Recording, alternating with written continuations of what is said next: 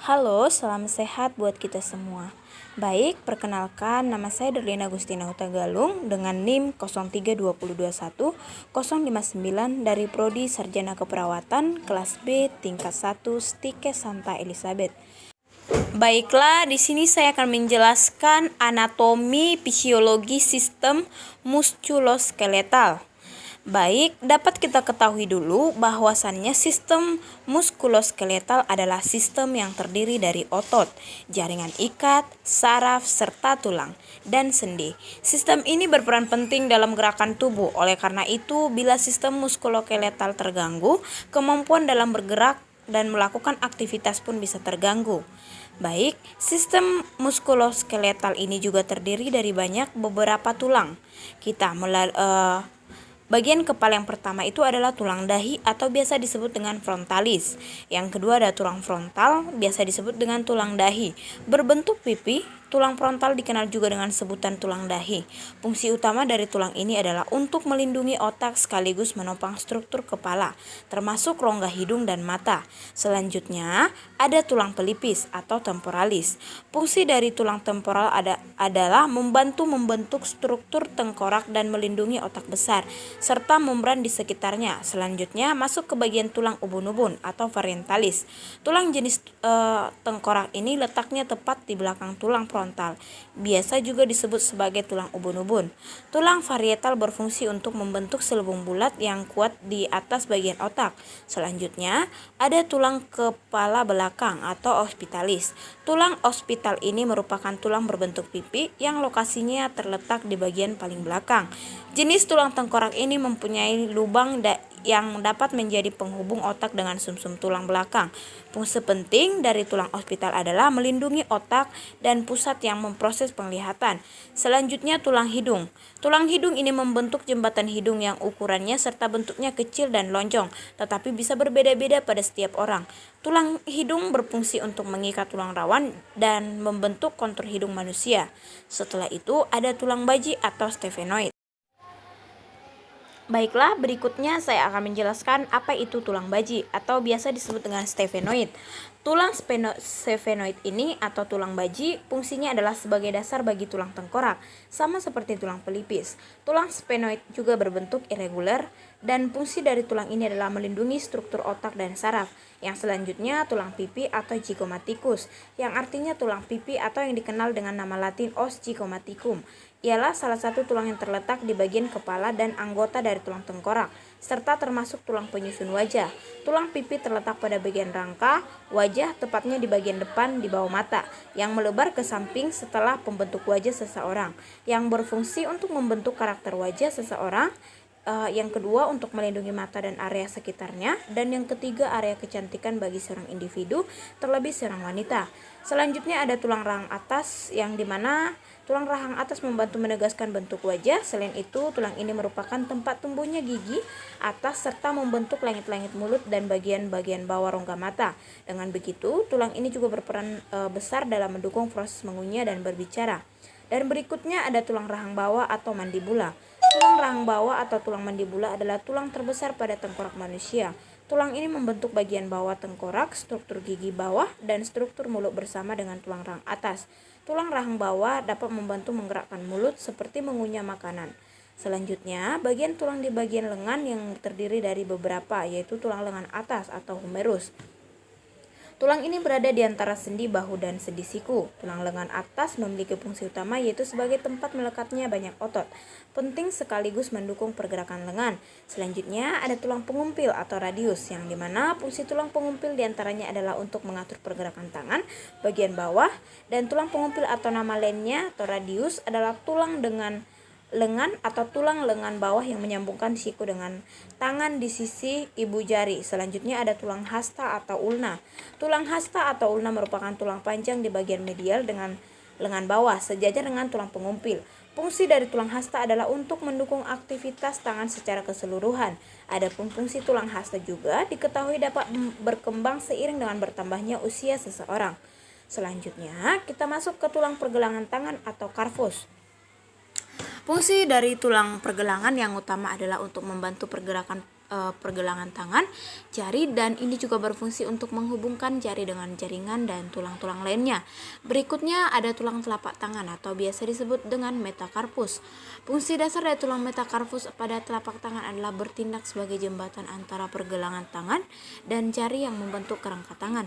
Dan tulang yang terakhir adalah tulang jari-jari tangan atau falanges, dan fungsi dari tulang jari adalah memberi struktur pada telapak tangan Anda. Setiap tulang jari terdiri dari 3 tulang pembentuk dan hanya ibu jari yang memiliki 2 tulang pembentuk. Pada tulang jari terdapat 3 sendi yang memungkinkan jari untuk menekuk atau merenggang ke satu arah. Yang selanjutnya ada tulang gelang pinggul yang terdiri dari tulang kelangkang atau sakrum. Fungsi tulang kelangkang ini sebagai penanggung berat badan bagian atas ketika kita duduk atau berdiri. Letak tulang kelangkang berada di belakang tubuh. Selanjutnya tulang tungging atau coccyx yang berfungsi untuk menyangga tulang-tulang di sekitar panggul dan menjadi titik pertemuan dari beberapa otot kecil. Selanjutnya ada tulang kemaluan atau biasa disebut dengan pubis, adalah tulang yang berada di bagian bawah pinggul. Tulang kelamin gabungan antara 2 tulang pubis dari sisi kiri pinggul dikenal simfisis pubis, yaitu sendi tulang yang berfungsi melindungi alat kelamin wanita. Selanjutnya ada tulang usus atau ilium. Tulang usus atau ilium ini terdiri dari 2 buah, yaitu kiri dan kanan. Fungsinya adalah untuk menyokong berat badan dan postur tubuh sebagai titik jangkat otot, tendon, dan ligamen, dan melindungi organ-organ bagian dalam. Adapun tulang duduk atau skikum, tulang duduk ini atau biasa disebut dengan ischium berbentuk setengah lingkaran dan menghadap ke atas. Fungsinya adalah membantu memberikan dukungan untuk tulang punggung bagian bawah dan membantu gerakan kaki bagian atas. Selanjutnya masuk ke bagian organ tulang anggota gerak bawah yang dimana terdiri atas tulang paha atau femur. Penjelasan ini sesuai dengan salah satu fungsi tulang paha sebagai tempat melekatnya otot dan pigmen. Seperti sudah dijelaskan di atas bahwa tulang paha atau femur adalah tulang terbesar dan terkuat. Oleh sebab itu, fungsi tulang paha membuat manusia dapat berjalan dan menyokong tubuh yang sangat berat. Selanjutnya ada tulang tempurung atau lutut atau biasa disebut dengan tulang patella. Dalam anatomi manusia, tulang lutut atau patella adalah tulang berbentuk segitiga dan tebal akan bersendi dengan tulang paha atau femur. Fungsinya adalah membungkus dan melindungi sendi lutut. Patella termasuk ke dalam tulang sesamoid yang berkembang dari tendon otot quadriceps femoris. Selanjutnya ada tulang kering atau tibia. Tulang kering ini disebut juga dengan tibia, berbentuk pipa dan merupakan kerangka utama dari tungkai bawah. Oleh karena itu, fungsi utama dari tulang kering adalah menopang tubuh bagian atas agar dapat tegak berdiri. Selanjutnya ada tulang betis atau fibula. Tulang betis atau fibula merupakan tulang panjang tipis yang terletak di bagian belakang bawah tungkai. Tulang yang berdampingan dengan tulang kering atau tibia ini memiliki peranan penting dalam menstabilkan pergelangan kaki dan mendukung otot kaki bagian bawah. Selanjutnya ada tulang pergelangan kaki atau tarsus yang berfungsi sebagai penghubung antara tulang kaki tungkai bagian bawah dengan telapak kaki. Selanjutnya ada tulang telapak kaki atau metatarsus. Fungsi dari tulang metarsal.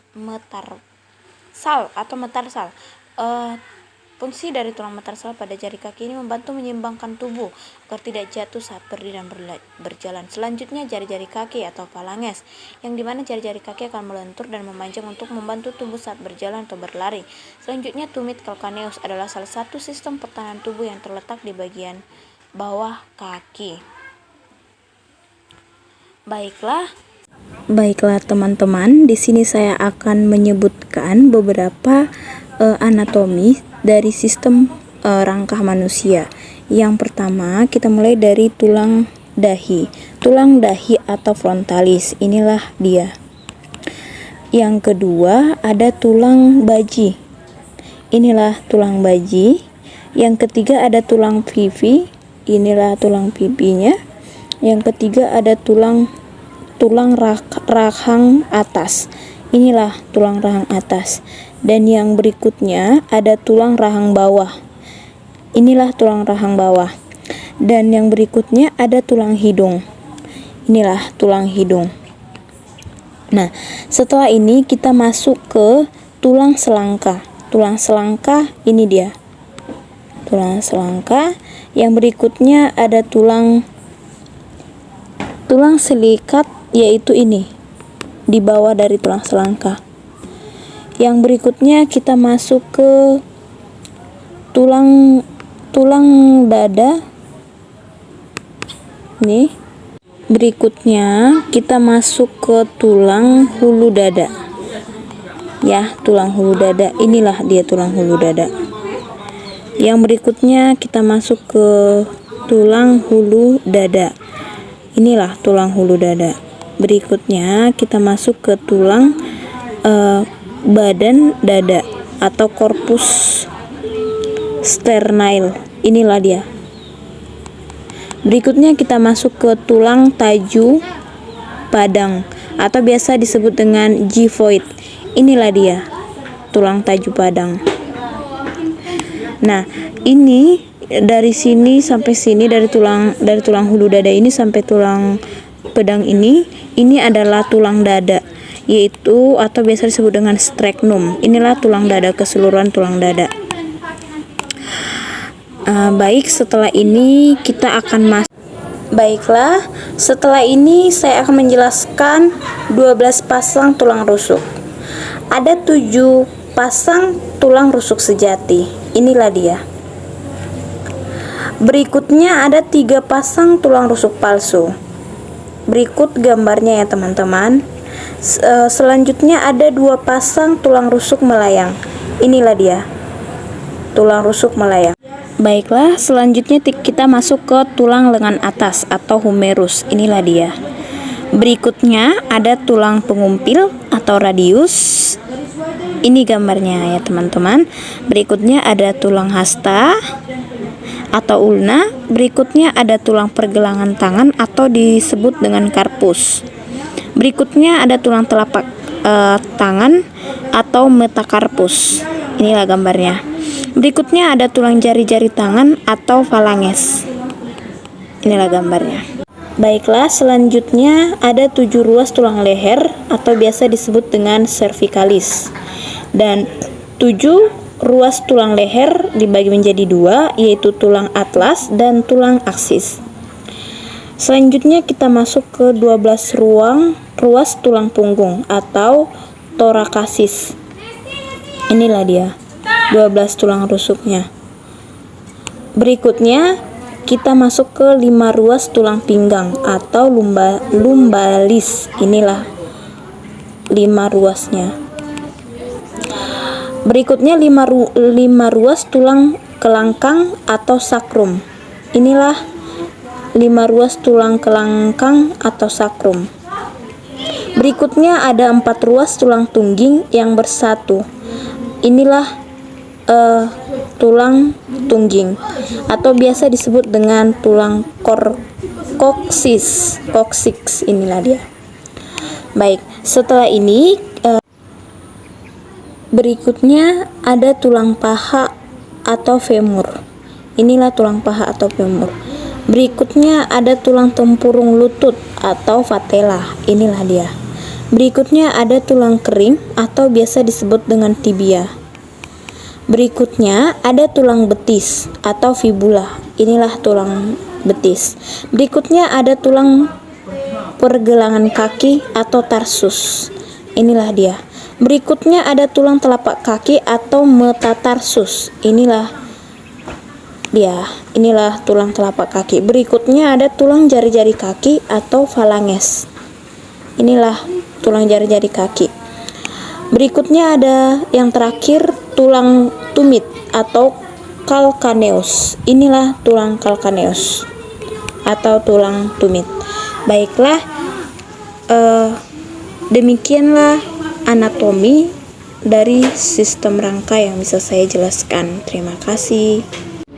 Baiklah, demikian anatomi sistem rangka manusia yang bisa saya jelaskan. Jika ada pengucapan kata yang salah, saya mohon maaf yang sebesar-besarnya. Semoga bermanfaat dan terima kasih.